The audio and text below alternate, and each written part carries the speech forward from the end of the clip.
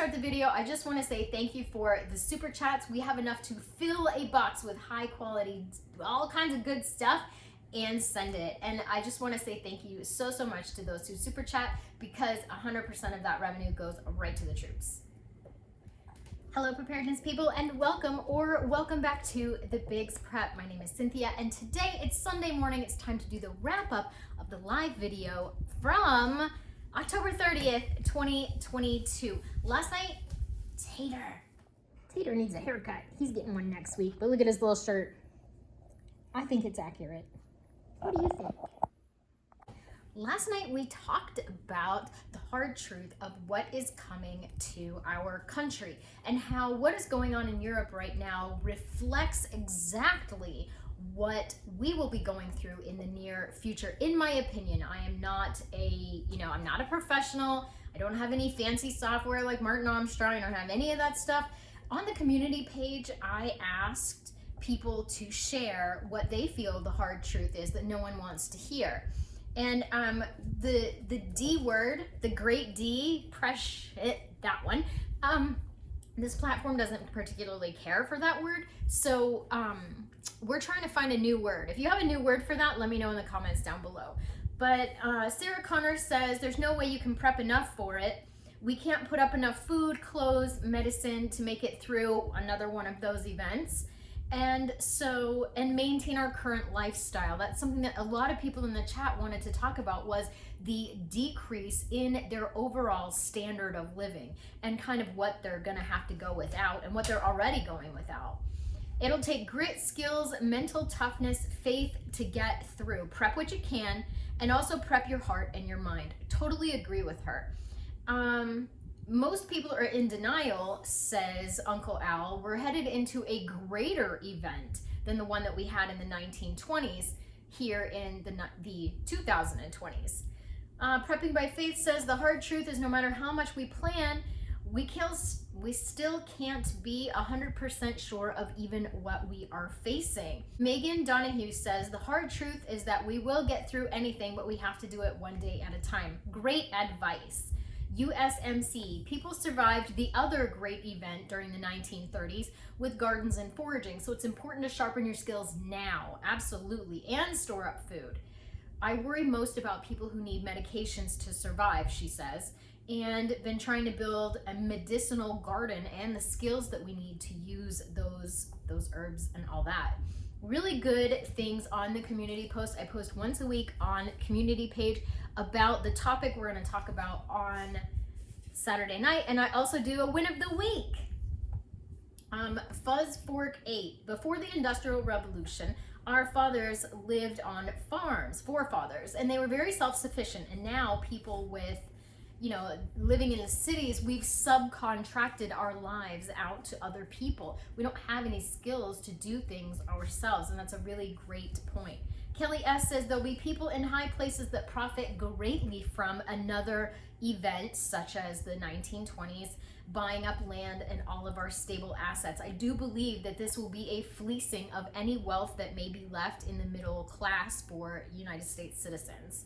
And then people in the chat were amazing last night. I actually had somebody use a cuss word in my chat.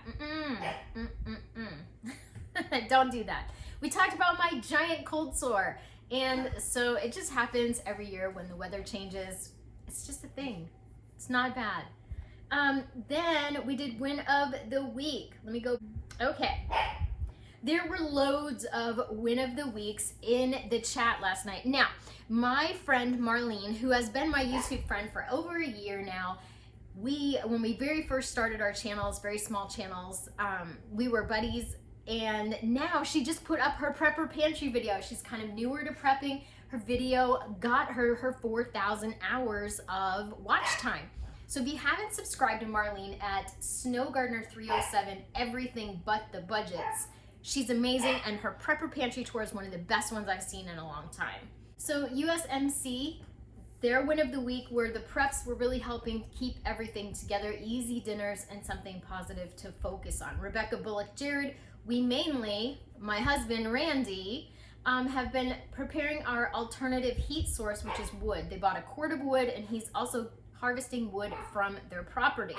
He made a fantastic and pretty wood holder for our porch from an old water trough and some wine barrels. Carol added to the preps 5 tarps, electrical tape, 10 pounds of pancake mix, and various canned foods. Yesterday, had my chimney and wood stove cleaned. We talked really a lot about getting those wood stoves and chimneys cleaned, because the last thing you want to do when you're firing up that, fireplace or your wood stove is to catch your house on fire from having a dirty chimney. R. Jarrett 001. My wife Becky can group 30 rounds in a 4-inch circle at 15 yards. Yep, that's girl power right there. And if you know what I mean, she's talking about the pew-pew things and the Second Amendment implements. Fantastic. Who's your prepping nurse? Win of the week was getting all the windows in. Saved for 5 years so she could pay cash for them, and they are officially in. And she is celebrating a win of the week. She's looking forward to some lower electricity bills. I love that for her. Sarah Connor heard from 2 old friends this week, 2 different old friends, and got a chance to catch up with them. What a wonderful gift. Nikki, win of the week, turned 36 on Sunday. Happy birthday, Nikki. Didn't do much else, just spent time with family. And that is so important, to be guarding our spiritual and mental health by making sure that we are still connecting with our families. If you follow me over on Instagram, I posted some pictures of Mr. B and I going to a pumpkin patch and doing a fall festival a couple of weeks ago. It was fantastic. It was the first time that we had been out together as a married couple in way over a year. So we really just took some time to decompress. MK Crafts dehydrated some tomato powder and transplanted some seedlings into hydroponics. Got a water bath canner and some jars. Looking forward to making plum jam for the first project.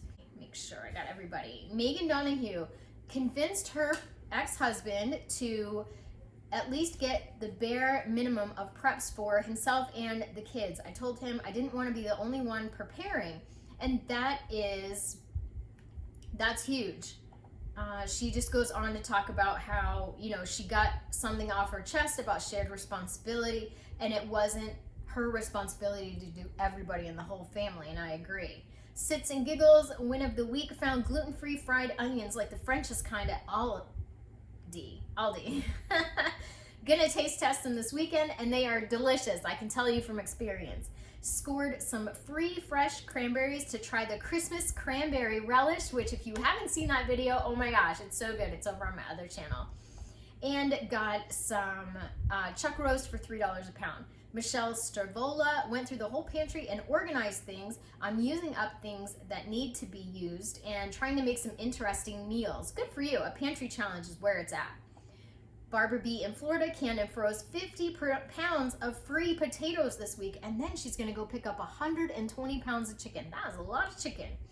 Teresa's house finally bought a solar generator in case we have rolling blackouts this winter, so at least she can plug in her heated mattress cover. And then there was some great conversation in the chat about staying warm this winter, ways to stay warm this winter. The other thing that was fantastic yesterday was that we had a member pose a question about canning potatoes and how the water inside the jar was very cloudy, and so many of you jumped in with wonderful hints and help for her, and I just feel like my community is so awesome. Karen Sabinski, I'm gonna probably butcher that one. Win of the week was getting ground chuck for $2.49 with no limits. Alicia Bray picking up fresh chicken breasts on Saturday. 10-pound bags for $60. Get ready to do some canning. Lori's Thrifty Kitchen Pantry, who was in the chat last night. Win of the week, finding a discount food store near me. I have a huge box of assorted pork chops for $10. And then she got boxes of stuffing mix for 30 cents a box and 6 cans of cranberry sauce for $1. I am jealous of those deals. That's some deals. JC Neal went through her bathroom supplies to check to see if she was at the point where she had a year of toothpaste and other things and topping everything off, so she has a year of everything. Super smart, especially with the diesel shortage we have coming up and a possible train strike. These are all things that are really going to impact the supplies on the shelves for everyone. Double D Homestead, Dawn, if you haven't checked out her channel, she's awesome. Canned 15 quarts and 15 pints of various beans. Amy Shamlin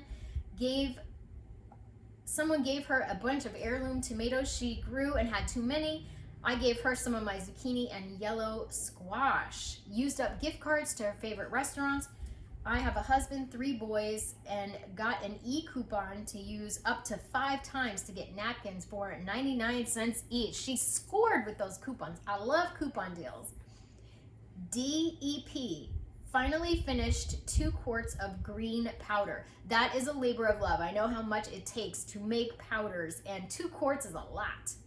Shelly C, win of the week, gifted a 5-gallon bucket of pears, canned 14 pints pear sauce, and 2.5 quarts pear juice or pear jelly, and enough pears to eat on and make a crisp. I'll be right over. Ready in TN. Canned a bushel of apples into applesauce and apple butter. Katie Trapnell, huge fan of my channel. Thank you, Katie, for your comment. Today, I stocked up on chicken wings, 40-pound box for $59. My son's girlfriend loves chicken wings. Bagged them up into 2 dozen per Ziploc bag and got 7-gallon bags, plus probably another bag worth a total of 8 to cook up. So she grabbed them all for that price. Good job. And Azure Morgana, another huge fan of the channel, learning what you can and cannot water bath. Hello canning day with apples and oranges. Thank you so much for watching. Hope you got something out of the video. Hope you're inspired by the wins of the week, because that is my favorite part of having this channel, is those wins of the week. So keep them coming, and look Thursday on my community page for those posts. Thank you again. And remember, everybody, I'd rather be a year early than a day late. Bye-bye.